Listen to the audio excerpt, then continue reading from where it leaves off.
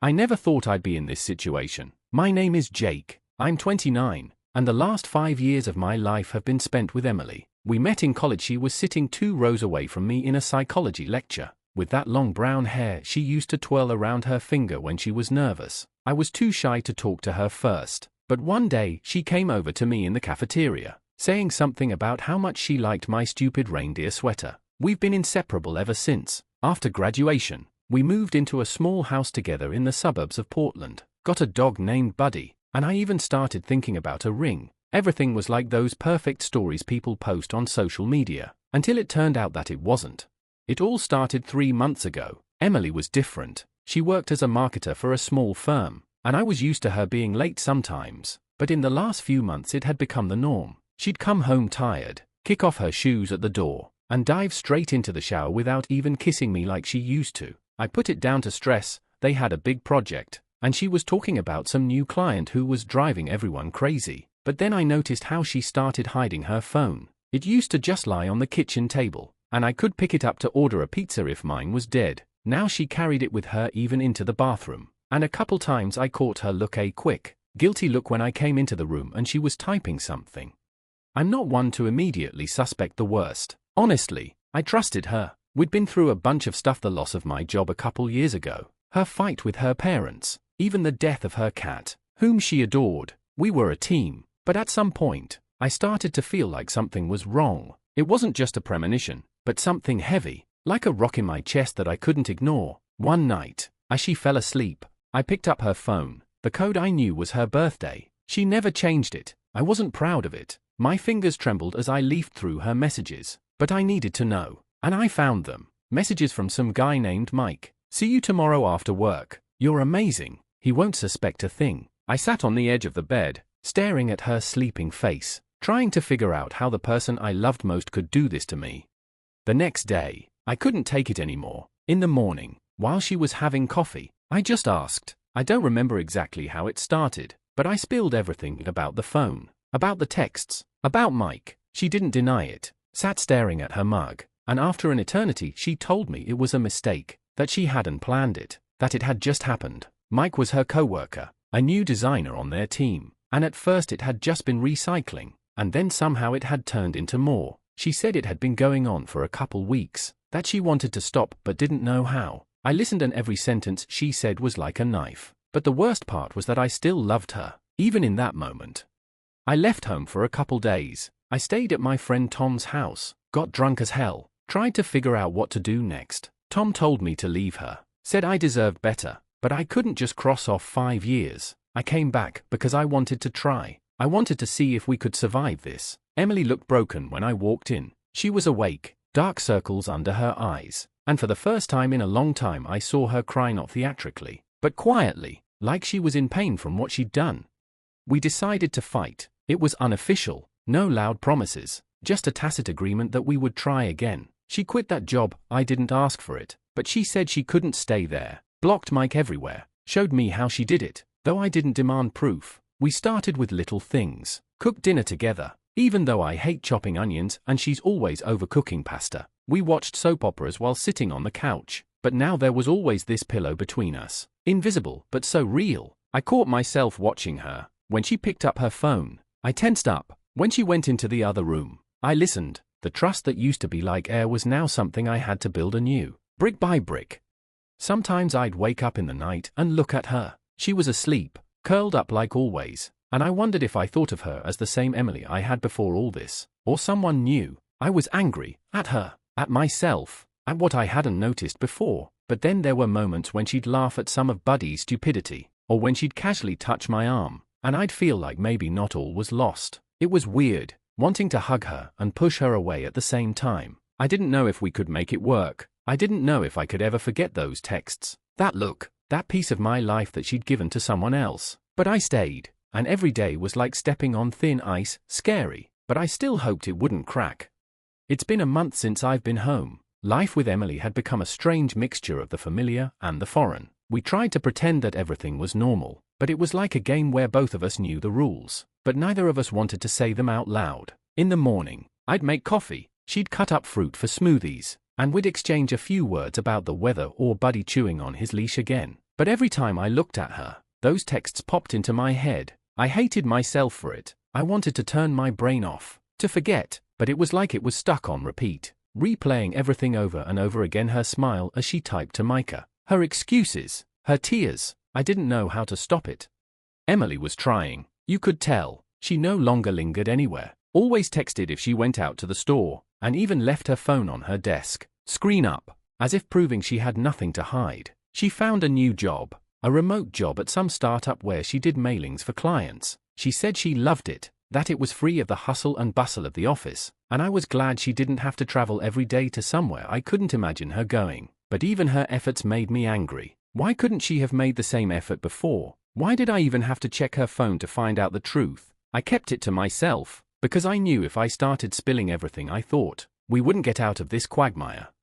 I snapped one night. It was stupid, petty. She suggested we go to the movies, said she'd seen the trailer for some new action movie I might like. I nodded, but something inside clicked. I suddenly remembered how she'd talked about that project at her old job, how she and her co-workers would go to the bar after overtime, how she'd laugh when I asked what was fun, and I thought, maybe she'd gone to the movies with Mike. Maybe they sat in the dark, holding hands while I was at home waiting for her with dinner. I didn't want to say it, but the words came out. I asked if she'd gone to the movies with him. She froze, the spoonful of yogurt in her hand frozen halfway to her mouth. Then she said quietly that no, never. But I didn't believe it, not because I had proof, but because I didn't know what to believe anymore.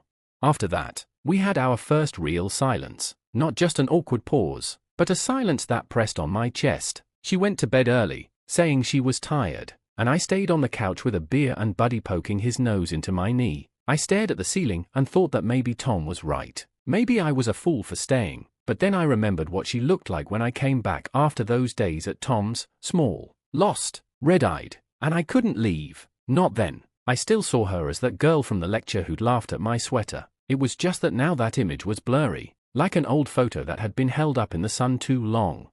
Next week, she suggested we see a therapist. Not a family therapist, but to each their own. I dismissed it at first. I didn't want to dig into it with some stranger who would nod and write down my words in a notebook. But she insisted, saying she'd already written it down herself, that she needed to understand why she'd done it. I agreed, more out of curiosity than desire. My therapist turned out to be a man in his 40s, with a beard and a voice like a podcast host. I sat in his office, looking at the stupid cactus on his desk, and for the first time, I told everything out loud. About the phone, about Mike, about how I now cringe when she's quiet for too long. He didn't give advice, just listened, and I suddenly realized that I needed to talk it out so I wouldn't have to carry all this weight alone.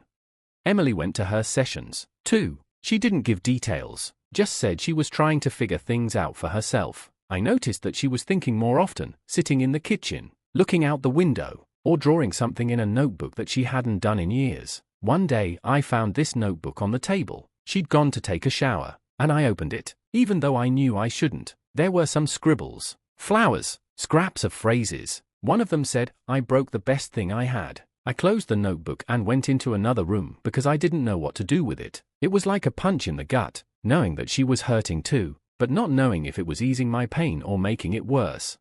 We started talking more, not about cheating, but about the little things, about how much I hated my job in tech support, how she missed painting, how Buddy was getting older and not as sharp at chasing the ball anymore. They were tiny steps, but they seemed important. Sometimes I caught myself laughing at her jokes, and it was strange to laugh without immediately thinking of Mike. But those moments didn't last long. As soon as she picked up her phone or went somewhere alone, it all came back. I hated that part of me, suspicious, petty, but I couldn't turn it off. One night I woke up to her whispering in my sleep. I couldn't make out the words, but her voice was so soft, almost childlike. I lay there looking at her, and for the first time in a long time I didn't feel angry, just tiredness, and maybe a drop of hope. I didn't know if we could make it work. I didn't know if I'd ever be able to trust her the way I used to. But in that moment, I realized I still wanted to try, not for her sake, but for my own sake, so that I wouldn't be left with the thought that I had given up too soon. The ice under my feet was still crackling, but I kept going. It's been 2 months since we decided to try to fix things, and I've started to notice that time is doing something strange to my feelings. It doesn't heal like they say in books or movies. Rather, it stretches everything like a rubber. Pain, love, doubt, all mixed into one viscous mass that I carry around with me every day. Emily was still around, and I was still with her, but I was beginning to wonder who I was becoming in this story. Not a hero, for sure, maybe just an idiot who holds on too long to something that broke a long time ago. We continued to live our lives as if following a script. Mornings would start with coffee and toast. I'd leave for my stupid job where I listened to people yelling all day about broken Reuters, and she'd sit at home banging away at her keyboard for some startup that sold eco-friendly toothbrushes. In the evening, we'd go out with Buddy, have dinner, watch something on Netflix, and I'd catch myself thinking that sometimes it was almost normal. Almost. But then she might casually say something, like mentioning a coworker by a name that wasn't even a man's name, and I'd still tense up. My brain immediately drew pictures, her and Mike, her and someone else, her and a life where I wasn't there. I hated those thoughts, but they were like shadows always there somewhere, even in my brightest moments. Therapy was helping, but not in the way I expected. My bearded therapist, whose name was Steve, increasingly made me look at myself instead of Emily. In one of the sessions, I got angry, sat in that chair, clutching the armrests, and told him I didn't understand why I had to dig into myself when she was the one who screwed it up. He nodded quietly, as he always did, and asked how I felt about myself right now. I didn't answer. I didn't know. But then, at night, lying in the dark, I realized I hated myself as much as I hated her. Hate myself for staying, for checking up on her, for not being able to leave or forget. It was like a mirror I'd avoided looking in for too long. Emily was changing, too. She became quieter, more thoughtful. Sometimes I'd find her in the kitchen, sitting with a mug of tea that had long since gone cold, while she stared off into nothing. She drew more, not just scribbles, but whole pages with colors, faces, some abstract lines. I didn't ask what it meant, but one day she left the sketchbook open and I saw a sketch of a man. It wasn't me, not Mike. As far as I could tell, the features were too blurry, but my heart still clenched. I didn't ask about it. I just closed the notebook and retreated to the garage, where I kicked an old punching bag for half an hour until my knuckles started to ache. I didn't want to know who it was. I didn't want to ruin everything again, but that drawing stuck in my head like a splinter. The hardest moment happened on Saturday. We decided to go out of town, to the woods where Buddy and I used to walk often. I thought the fresh air would help, that the smell of pine trees and wet earth would somehow clear my head. We drove in silence. Only the radio was quietly playing something from the 90s. Buddy was sniffling in the back seat. Emily was looking out the window, and I was gripping the steering wheel a little tighter than I needed to. When we pulled in, I took her hand the first time I'd done it myself in a long time. She didn't pull away, and we walked down the trail, listening to the crunch of branches beneath our feet. It was almost like before, until I saw two crows fighting in the air above the trees. They were screeching, swooping at each other, and I stopped suddenly. Emily looked at me, but I couldn't explain why it hit me. It became a metaphor in my head, her and me, fighting over something that might already be dead. I let go of her hand and walked on alone. She caught up with me after a minute, but I felt the wall grow back between us. We reached the lake, sat on a bench, and I stared out at the water, trying to figure out what I was even doing. Buddy was running around chasing a squirrel, and I sat there thinking, how much longer can I live like this? How many times could I forgive her in my head before it stopped being forgiveness and became just weakness? I loved her, it was true, as deep as this lake, but I was beginning to realize that love didn't always mean stay. Sometimes it means letting go, even if it tears you in half. When we got home, I didn't go to bed with her for the first time in a long time. I told her I wanted to sit in the living room, and she didn't argue. I grabbed a beer from the fridge, turned on some old game on the TV, and sat there until 3 in the morning while Buddy slept at my feet. I thought about how Emily and I had built this house, picking out paint for the walls, arguing over the stupid rug in the hallway, laughing when Buddy pissed on the couch for the first time. It was ours, but now I didn't know whose it was. Was it hers? Mine? Or just a ghost of what we'd lost? I finished my beer and realized I had to decide. Not for her, not for us, but for myself. I didn't want to be the person who was always afraid, always waiting for another blow. But I didn't know if I had the strength to leave, or to stay for Betrayal, without looking back. In the morning, I woke up on the couch with a sore neck and an empty can in my hand. Emily was already in the kitchen, making coffee. I watched her through the doorway, her hair falling over her face, her movements so familiar, and I realized that something was going to change today. I would either find the strength to trust her again, or I would leave. But I couldn't stand still any longer. The ice beneath me was cracking louder than ever. and I knew it was about to fail. The morning after that night on the couch was somehow too quiet. I woke up with a buzzing head, an empty beer can on the floor, and Buddy stretched lazily at my feet, as if sensing something was wrong. Through the doorway, I could see Emily standing at the stove, stirring something in a skillet, the smell of bacon mingling with the aroma of coffee. It was such a familiar scene that I could almost pretend like nothing had changed. But I knew I couldn't pretend anymore. Everything inside me was screaming that it was time to decide. And I felt like this day would be the final chord. Either I'd find a way to stay or I'd leave for good. I stood up, stretching as my back crunched, and walked to the kitchen. Emily looked up at me. Her eyes were tired, but there was still some hope in them that I didn't want to see. I sat down at the table, took the mug of coffee she silently placed in front of me, and began to think. Not about her, not about Mike, not about those messages, but about myself. Who was I before all of this? Who had I become? I remembered how in college I dreamed of being a programmer, writing code that would change the world, not fixing routers for screaming customers. I remembered walking 20 miles up a mountain once, just to prove to myself that I could. I was a man who was taking life into his own hands, and now I sat here, clinging to the wreckage of something that may never have been as perfect as I'd led myself to believe. As I sipped my coffee, my gaze fell on an old magnet on the refrigerator. We'd bought it the first year we were together, at a fair in Seattle. It said, "Live your truth, live your truth." We laughed at it then, called it a cheap philosophy for tourists, but now those words stick with me. My truth. What was it? I loved Emily. It was a part of me, like the scar from falling off my bike as a child, but I was beginning to realize that love didn't have to hold me hostage. I looked at her, the way she moved, the way she flipped her hair back from her face, and I thought, I can forgive her. I've already forgiven, somewhere deep inside, but that doesn't mean I have to stay.